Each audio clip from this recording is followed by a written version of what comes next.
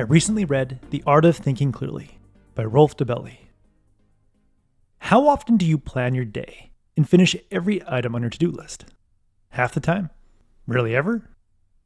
Most of us suck at estimating completion times, thanks to an innate cognitive bias called the planning fallacy, which is just one of many cognitive biases that impair our judgment. When you find yourself in a bad situation and think, how could it be so stupid? You can probably blame a cognitive bias. We cannot eliminate our cognitive biases, but if we are more aware of them, we can save ourselves from making stupid mistakes with our limited time and hard-earned money. Let's start building a condensed cognitive bias checklist we can consult before making a personal, professional, or financial commitment and avoid needlessly wasting time and money. The first item on our checklist is the extrapolation error, aka clustering illusion. Flip a coin and chart the result by moving a line up one for heads and down one for tails. After 10 coin flips, you may have a chart that goes up and to the right after a string of heads. Now, it would be foolish to bet that you would continue seeing more heads than tails, since the outcome is 50-50, and a sample size of 10 doesn't mean much. But people make small sample size bets all the time.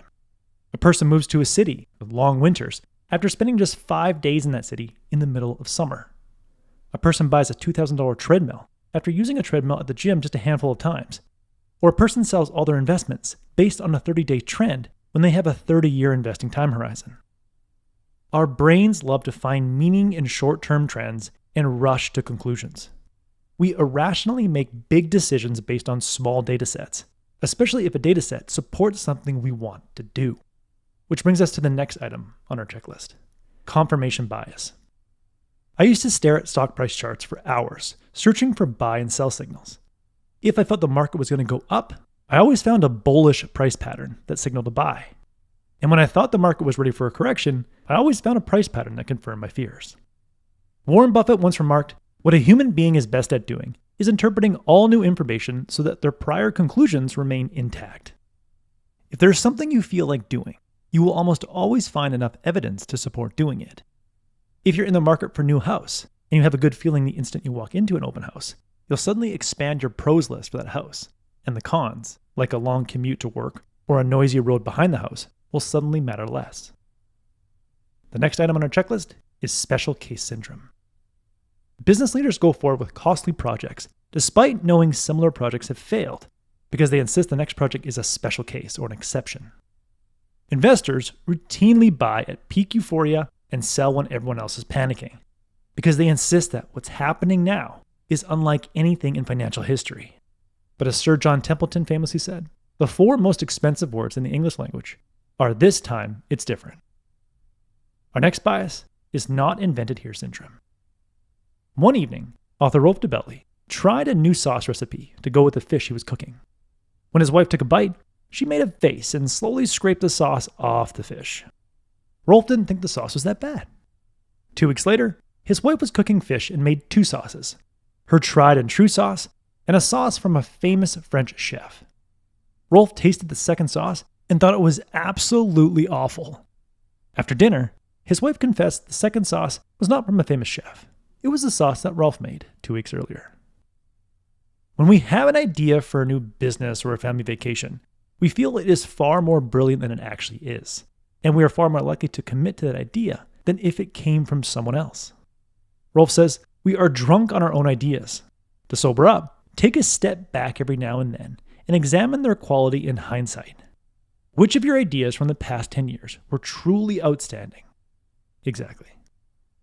Now, the 4 previous biases are considered self-deception biases.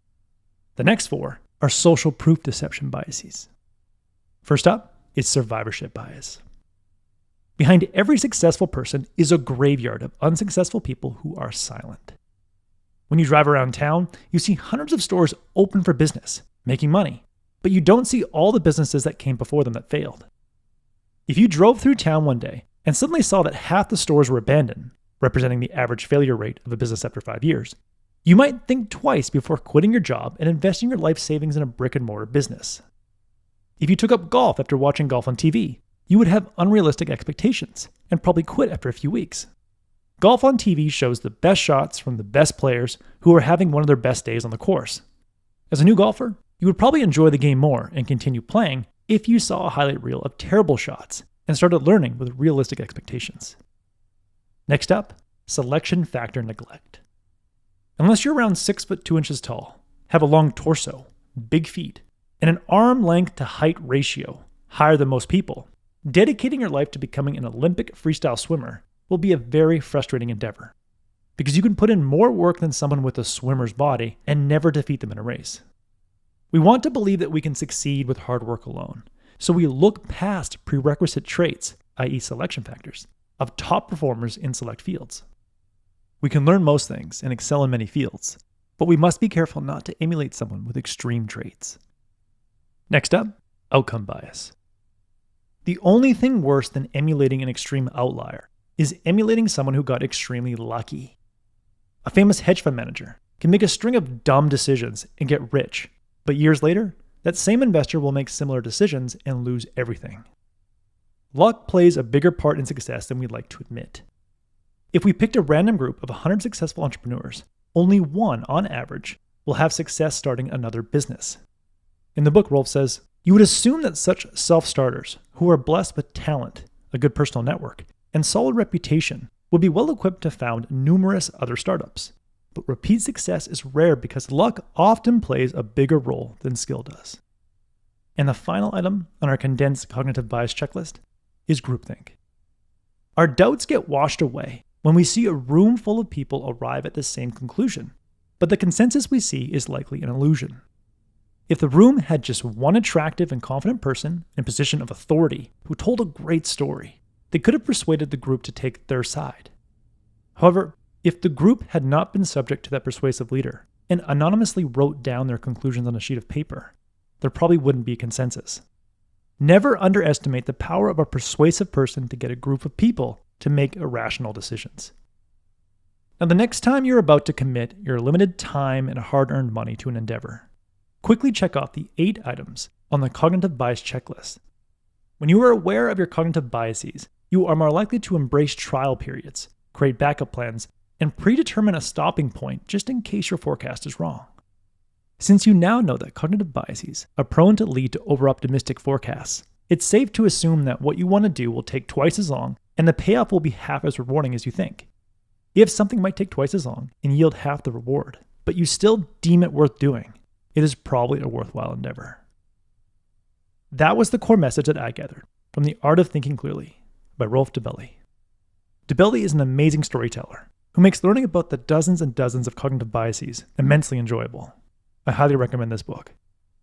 If you would like a one-page PDF summary of insights that I gathered from this book, just click the link below and I'll be happy to email it to you.